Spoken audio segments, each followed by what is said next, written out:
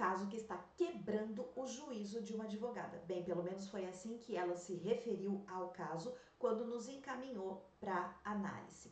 O caso envolve regime de bens, uma doação, a venda de um bem do casal e a descoberta de um segredinho no meio do caminho e a necessidade de dar algum tipo de encaminhamento para isso.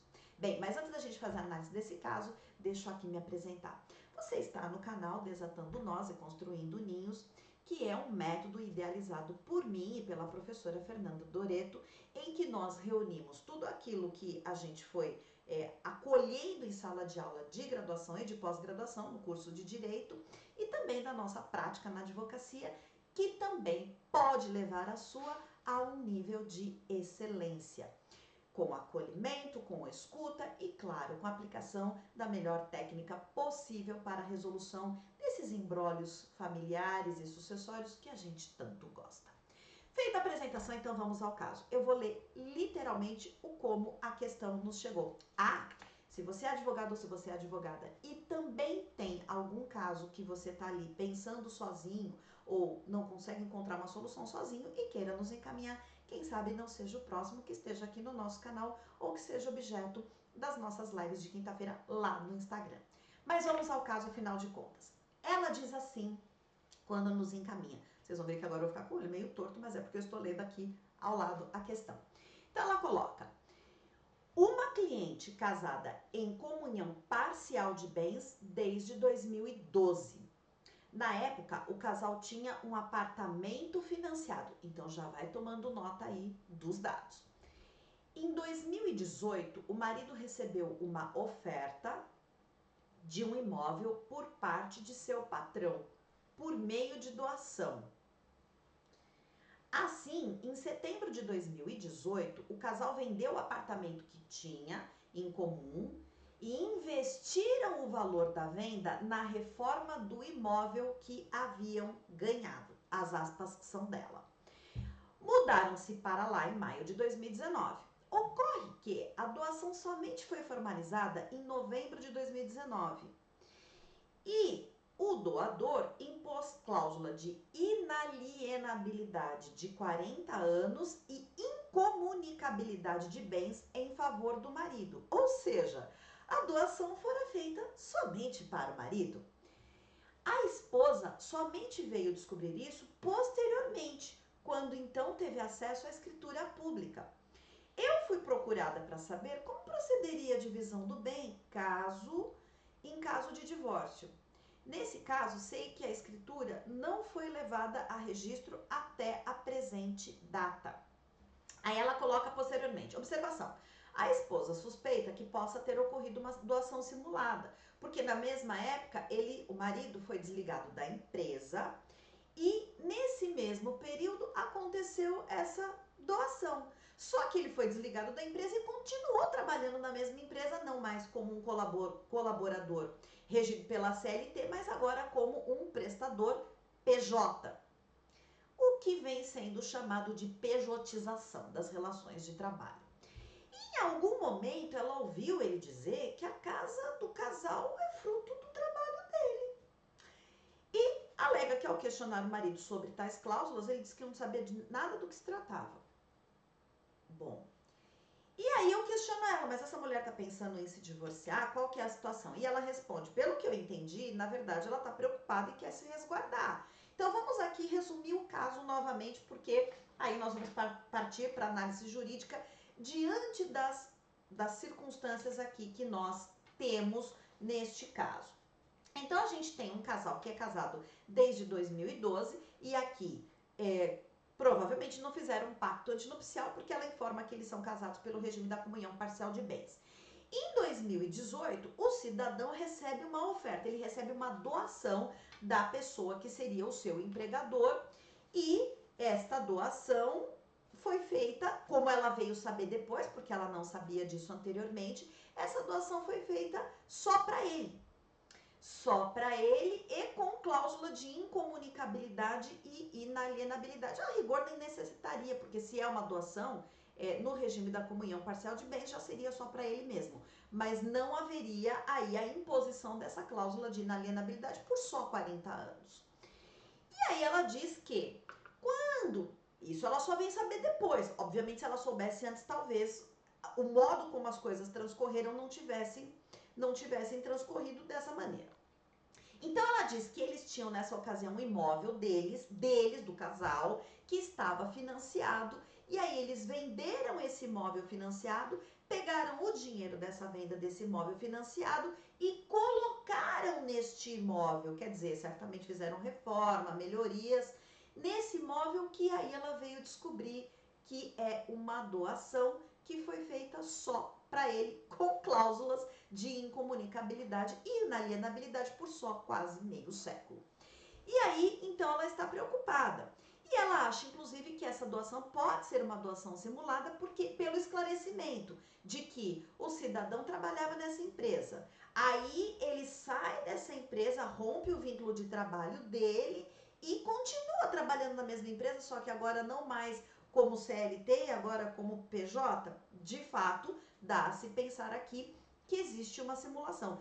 Mas como é que fica essa situação? Essa situação que está quebrando o juízo da nossa colega que nos mandou e nos pediu socorro, colega, que é a nossa comunidade. Bom, então aqui vamos por partes. Nós temos que admitir aqui duas hipóteses. Nós temos que admitir a hipótese de que essa doação é real, de que de fato ela aconteceu, o patrão de fato doou este imóvel, embora seja difícil acontecer, não é impossível.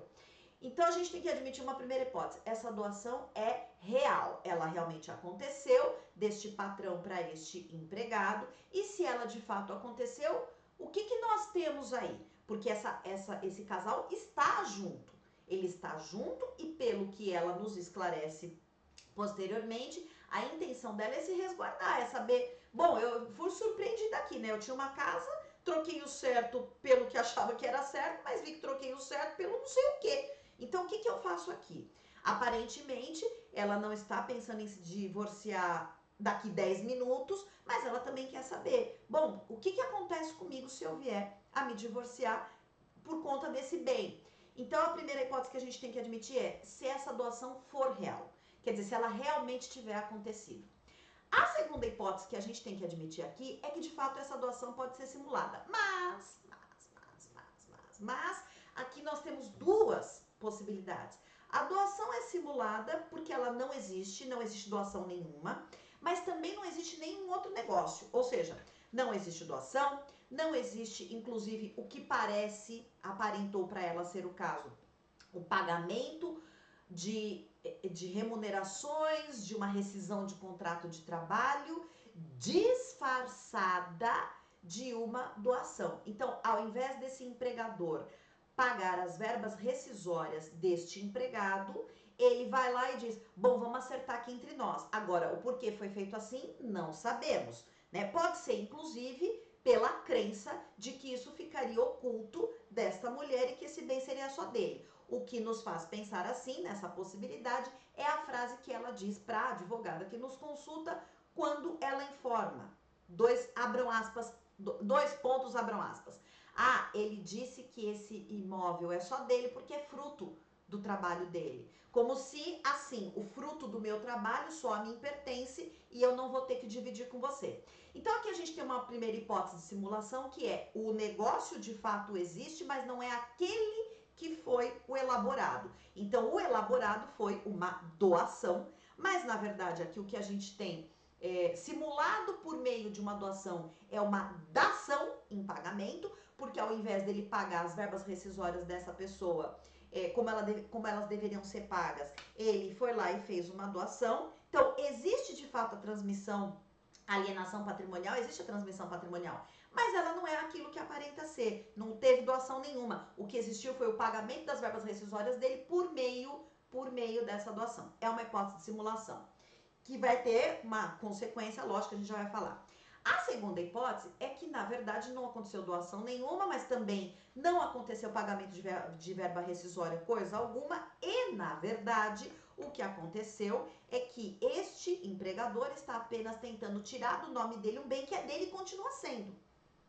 O que explicaria, por exemplo, é claro que isso é sempre pautado em crença, né? Ah, então eu faço assim coloco lá uma cláusula de inalienabilidade, está tudo resolvido, ninguém vai questionar nunca, jamais, em tempo algum. Isso não está sob a possibilidade de qualquer pessoa vir a falar, nossa, acho que isso aqui não aconteceu dessa maneira, e eventualmente todo aquele castelo se desmantelar, mas é uma outra possibilidade. Neste caso, a gente tem uma simulação em que ele não recebeu bem nenhum, tá lá no nome dele, mas não é dele, era e continua sendo do empregador dele, que só fez um negócio, essa escritura, talvez para burlar alguém, ele patrão.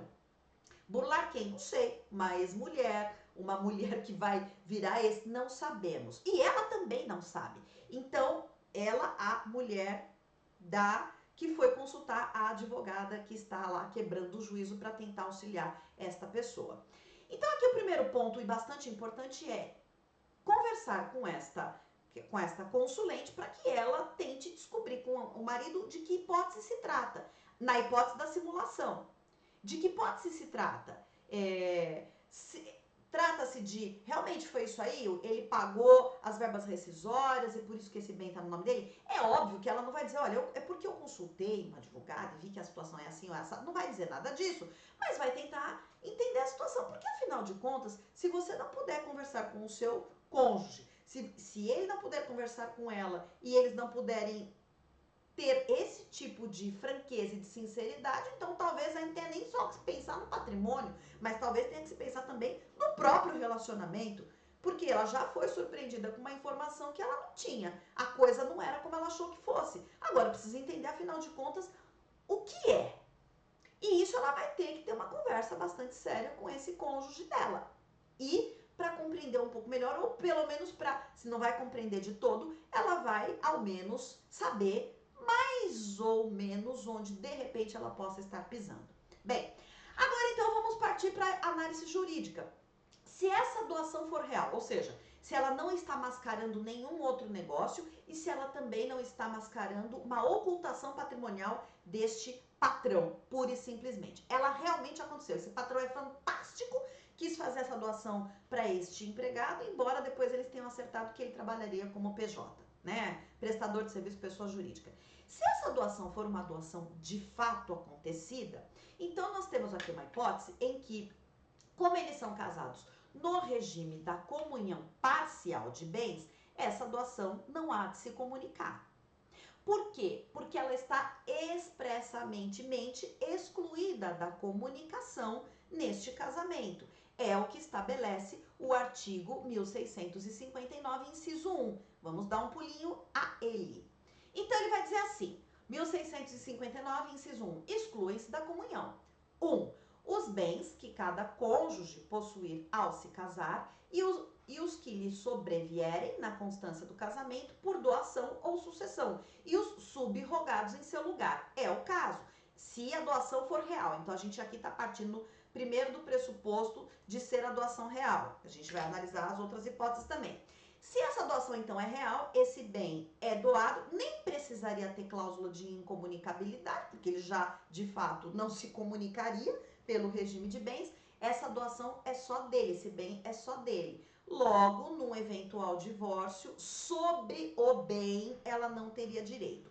No entanto, ela informa que eles tinham um bem que era dos dois, e que esse bem que era dos dois foi vendido, e com o produto dessa venda, o produto dela, eles colocaram nesse bem.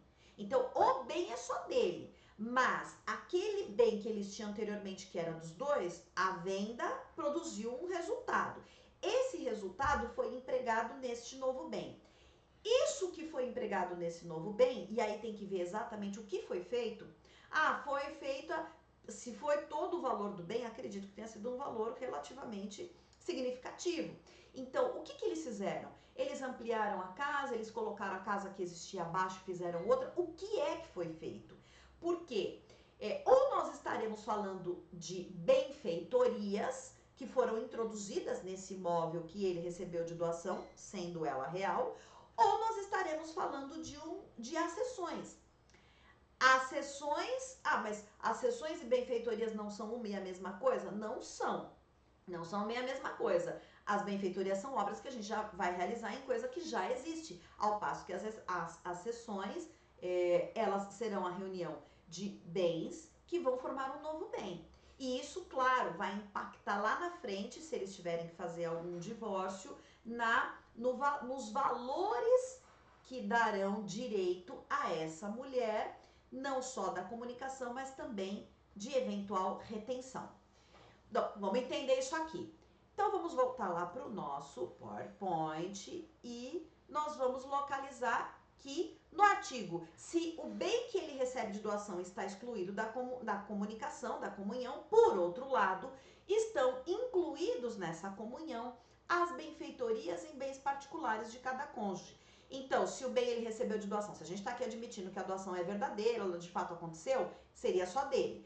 Mas esse recurso que foi utilizado nesse novo bem, esse recurso se comunica. O recurso não existe mais, porque ele foi empregado. Então, essas reformas, se forem benfeitorias, ou essa construção, vamos imaginar que eles derrubaram e fizeram um novo prédio, não sei o que aconteceu.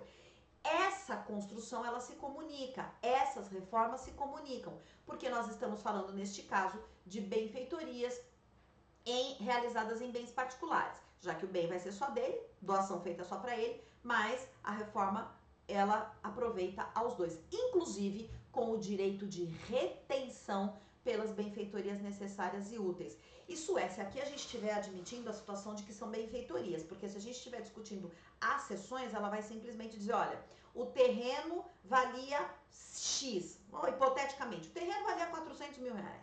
Só que a gente derrubou e levantou uma casa nova. Essa casa que está sobre esse terreno, ela não é só benfeitoria, ela constitui uma accessão, uma construção nova. Qual é o valor dessa construção? Qual é o valor no final das contas? Eu não estou só avaliando as benfeitorias, mas eu estou avaliando qual é o valor desse imóvel. O valor da construção é X, o valor do terreno é Y. Porque lá na frente, se tiver algum divórcio, eles tiverem que discutir, ela não vai apenas pleitear pelo ressarcimento, pela divisão das benfeitorias, ela vai pleitear o próprio valor da construção, a ameação dela em relação ao valor da construção. Isso precisa ficar muito bem compreendido. E claro, esta pessoa, ela tem que ter a documentação que vai fazer esta prova. E o que é? E se ela tem direito de retenção em se tratando de benfeitorias necessárias e úteis até que ela seja ressarcida, por óbvio, com maior razão, teria em relação a uma construção que tivesse sido erigida sobre esse terreno. Mas o que é esse direito de retenção? Esse direito de retenção é o direito que essa pessoa vai ter de permanecer nesse imóvel, num caso de divórcio entre eles, de permanecer nesse imóvel até que efetivamente a parte que lhe corresponde nessas benfeitorias, nessa reforma, seja satisfeita a ela. Então vamos aqui hipoteticamente imaginar que eles pegaram todo o dinheiro lá do imóvel que eles tinham financiado, pegaram todo esse recurso e colocaram nesse imóvel que ela acabou de saber que é só dele, supondo que a doação seja verídica. Tá, se 200 mil reais foram empregados nessa construção, nessa reforma, e aí tem que verificar o que é de fato o caso concreto, mas eu tô aqui dando hipoteticamente só para ilustrar. Vamos imaginar que realmente, não, foi isso aí, 200 mil reais. Então, 100 mil reais representaria a ameação dela. Seja porque as benfeitorias foram introduzidas em bens particulares, seja também por uma outra regra. Regra que nós estaremos aqui falando que se o bem financiado era dos dois, o recurso era dos dois, logo, quando você imputa o recurso que era dos dois num outro bem, você tem subrogação desse recurso, então ele continua sendo comunicável. Então ela teria direito de receber 100 mil reais. E até que ela receba esses 100 mil reais, é como se ela tivesse o direito de encalacrar os pezinhos dela lá no imóvel e dizer assim, claro, o bem é só seu, porque eles estão morando nesse imóvel, a questão informa, desde 2019. Claro, meu querido, o bem é só seu, mas como eu tenho o direito de ser ressarcida por essas benfeitorias, pela ameação, né, porque metade seriam dele, pela ameação, até que você me pague, so sorry, eu vou permanecer por aqui. E aí vem uma questão importante, e tome nota, que é, a pessoa tem direito de retenção, quer dizer, ela tem uma autorização legal para manter-se na posse, mas isso significa que ela não tenha que pagar por esse exercício? Não, não significa que ela não tenha que pagar. Mas então não faz sentido? Não, faz todo sentido. Porque uma coisa é você ter o direito assegurado de exercer a posse por um direito de retenção e não existe como outro se opor a esse seu exercício, então você fica encalacrado ali. E outra coisa é você não ter que pagar por esse direito de ter a posse exclusiva, porque poderia ser dessa pessoa tentar tirar ela de lá. Mas aqui vamos pontuar uma questão importante, que é, há inclusive entendimento do STJ, e é um julgado interessante que foi relatado pela ministra Nancy Andrighi, em que ela trata dessa questão. Ela diz, olha, o direito de retenção, mas isso numa situação que não tem nada a ver aqui com o direito de famílias. Era a situação de compra e venda de imóvel. Então ela diz, a pessoa que teve o contrato rescindido, então eu comprei lá o imóvel, fiquei ali no imóvel, introduzi benfeitorias, agora o negócio se desfez. Então vai ter que desfazer e ele vai ter que sair do imóvel. Só que, enquanto ele, na qualidade de comprador e antes da rescisão do contrato, introduziu lá benfeitorias. E aí o acórdão entendeu que sim, que ele tem direito de ficar ali enquanto ele não for ressarcido por essas benfeitorias que realizou. No entanto, isso não obsta que o outro que tem o direito de retomar a coisa, que ele não possa pleitear o valor correspondente à taxa de ocupação. É dizer, você fica aí. Quer dizer, é como se eu estivesse disputando, se fosse, para fazer assim uma analogia só para ficar claro o exemplo, se eu estivesse numa disputa de posse, é dizer assim, olha, nesse momento quem está com a melhor posse é esse aqui. Então você, embora também pudesse ter acesso a essa posse, não pode, porque a melhor posse nesse momento é desse outro. Mas isso não significa que ele fica de graça, ele vai ter que pagar a taxa de ocupação.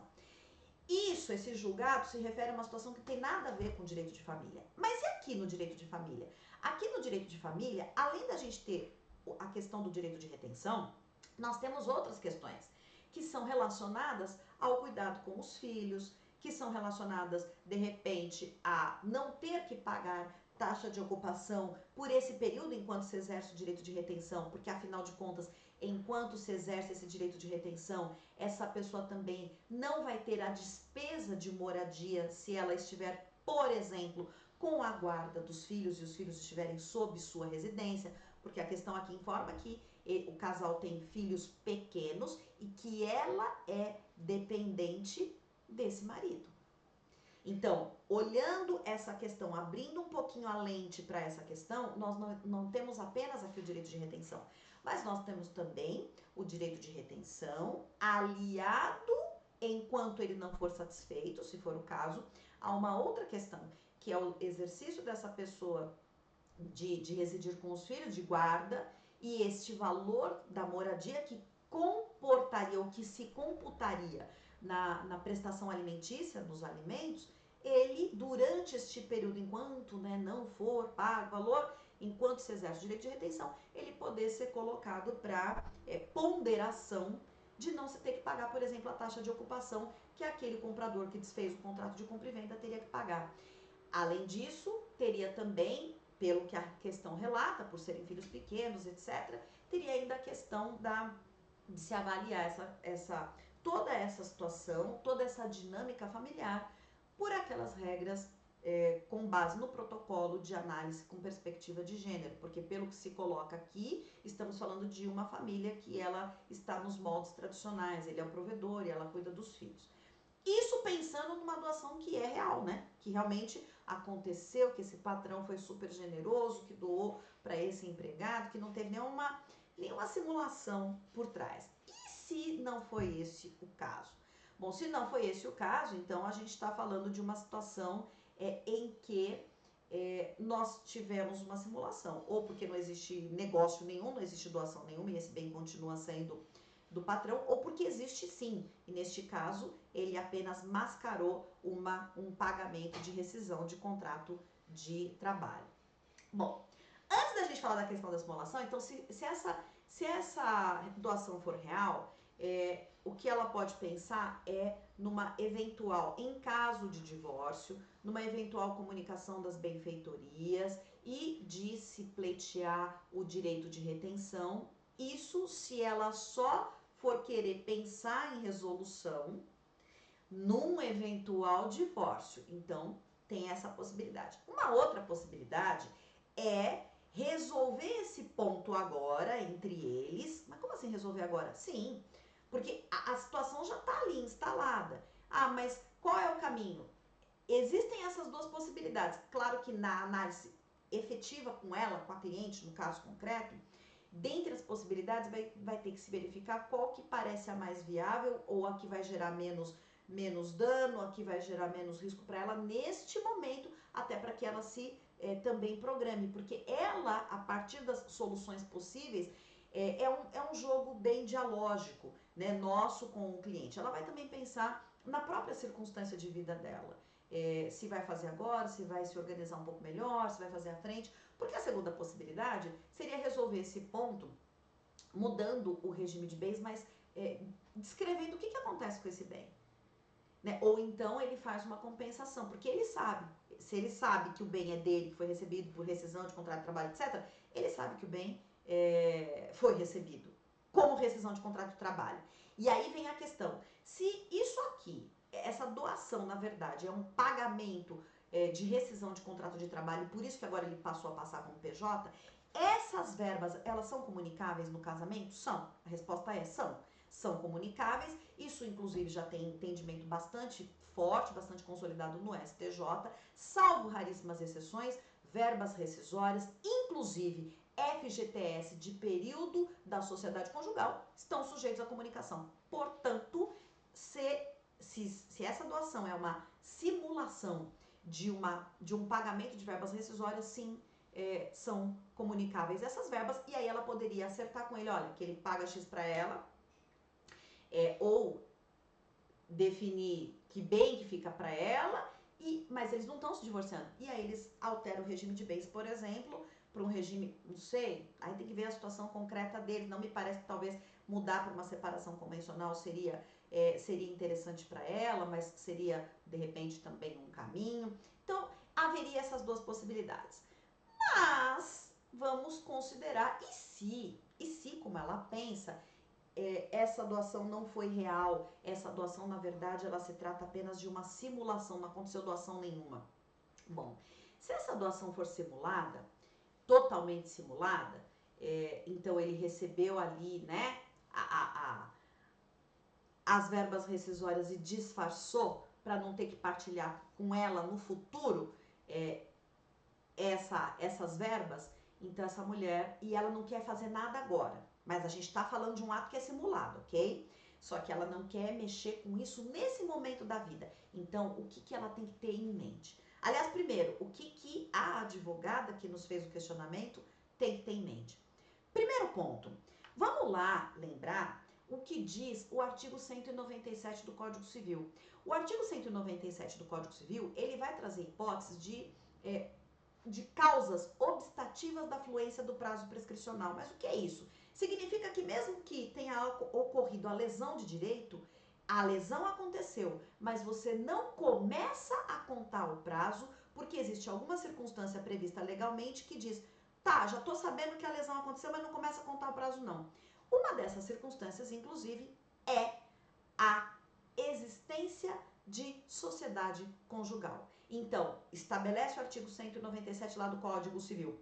Não corre prescrição entre ascendentes e descendentes, durante o poder familiar, entre cônjuges, enquanto estiverem lá em sociedade conjugal. Ou seja, mesmo que ela se dê conta de que houve de fato uma simulação, ela precisa estar, se ela não quiser mexer com isso agora, não, olha, eu só quero me precaver, só quero me prevenir, o que ela vai fazer é se documentar. Mas ela não precisa fazer necessariamente nada agora, além de, obviamente, estar muito bem documentada e perceber se tiver algum movimento estranho, porque ela quer ali ter a proteção dos interesses dela e dos filhos que são pequenos. Então, neste caso, o primeiro ponto que precisa ficar claro é, não corre prescrição enquanto ela se mantiver em sociedade conjugal com o marido dela. Esse é um primeiro ponto. Segundo ponto é que, como nós sabemos, atos simulados, eles são tidos como nulos de pleno direito. Não é ato anulável. É nulo mesmo, nulo assim, sabe? Aquele que nasce ruim, segue ruim, morre ruim, será ruim para todo sempre. É esse aí. Por que Porque o ato que é anulável, aliás, ele não está nem sujeito à prescrição, ele está sujeito a prazo decadencial. Mas o ato que é nulo, eu posso declarar a nulidade quando? A qualquer momento. Então, isso ainda reforça também a situação de, não, eu não quero ainda mexer com isso. Se o ato é nulo, ele não é passível de surtir efeitos. E aí, o que nós temos é que lá na frente esse casal rompa e venha a divorciar. Se esse casal vier a se divorciar e ela tiver se organizado, ela tiver levantado a documentação que demonstra que de fato ou que dê indícios fortes. Aqui a gente tem um indício forte que é o cidadão sai do trabalho, por acaso não recebe verbas rescisórias, por acaso continua trabalhando com o mesmo cidadão com quem ele já trabalhava e que o demitiu, mas agora como PJ. Esquisito, né? E só por acaso, nesse mesmo período de tempo, esse patrão super master power generoso resolve doar um bem para ele. Há vários indícios aqui que indicam que de fato se trata de uma simulação. Mas não de uma simulação no sentido de que não teve negócio nenhum, embora é preciso depurar se realmente foi ou não. Mas de uma simulação em que esse bem é dele, sim, mas é bem que é dele não porque ele veio gratuitamente, mas porque ele veio como dação em pagamento, né? E se é disso que se trata, se amanhã ou depois eles vierem a se divorciar, ela vai arrolar esse bem. Arrolar esse bem onde? No divórcio, claro. E é claro que ele vai, porque ele já deu uma frasezinha, que é como se ele estivesse jogando assim para ela, a informação. Olha, vou dizer porque eu sou seu amigo. Esse bem que eu recebi como fruto do meu trabalho é só meu. E talvez, inclusive, tenha sido isso que tenha chamado a atenção desta moçoila que foi consultar a advogada que está lá na comunidade. Talvez o aviso tenha sido esse. Mas, então ela vai arrolar lá no divórcio, para uma partilha. E ele vai, com certeza, contestar, dizendo, não, esse bem é só meu. E aí nós vamos ter uma controvérsia sobre se é, se não é. Aqui vai uma dica. O ato que é simulado, a simulação, ela pode ser, inclusive, reconhecida se você tem documentação robusta. Não precisa discutir isso numa ação autônoma. Ela pode ser reconhecida dentro do processo, incidentalmente dentro do processo. Mas para que finalidade? Ué, para a finalidade de dizer, se houve simulação, esse negócio é nulo, o bem sim é dele, mas não por doação. O bem é dele porque foi feita uma dação em pagamento de verbas rescisórias. Logo, se as verbas rescisórias se comunicam, o bem se comunica também e ela tem direito à ameação. E aí, se ela tem direito à ameação, não tem nem que discutir só as benfeitorias, porque se ela vai levar metade do bem, é metade do bem, incluindo as benfeitorias que nele foram empregadas. Então, nós temos essa segunda hipótese.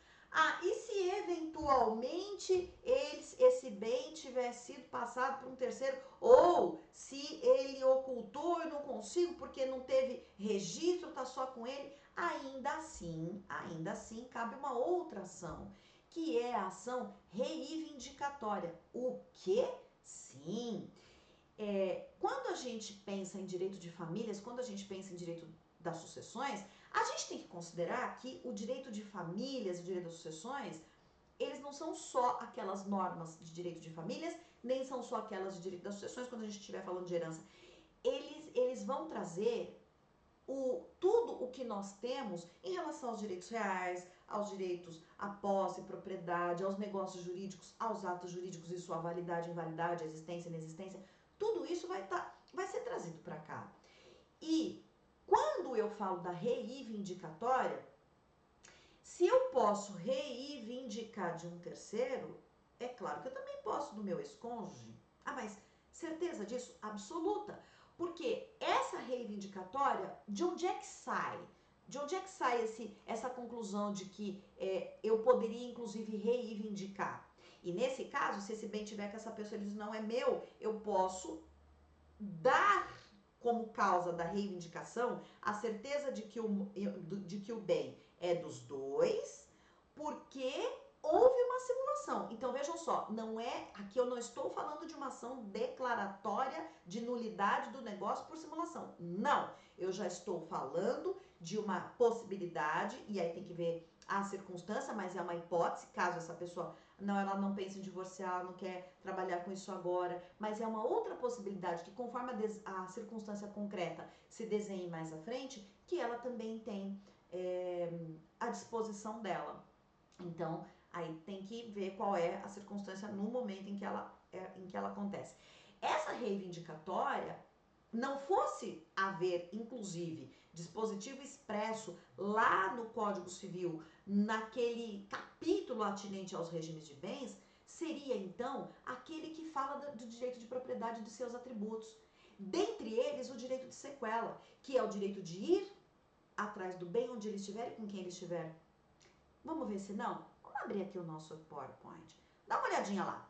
Ó, o artigo 1228, ele diz: o proprietário tem a faculdade de usar, gozar e dispor da coisa e o direito de reavê-la do poder de quem quer que injustamente a possua ou detenha. Então, se eventualmente essa pessoa, infelizmente, vamos até voltar aqui porque é necessário falar isso.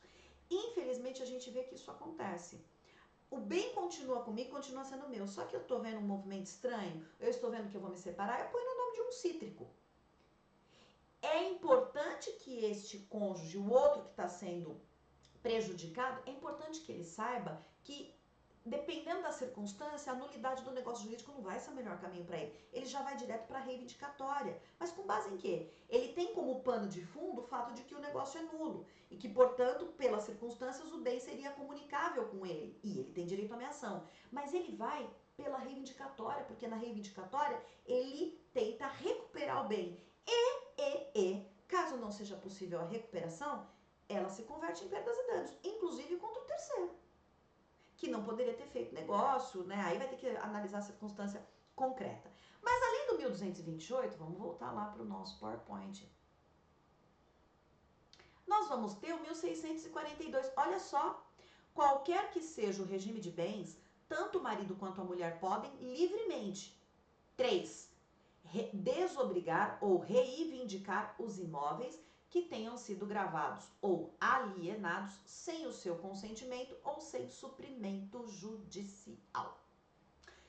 Bem, eu acho que aqui nós temos então respostas possíveis para as hipóteses aventadas a partir do caso que a nossa querida participante lá da nossa comunidade nos mandou.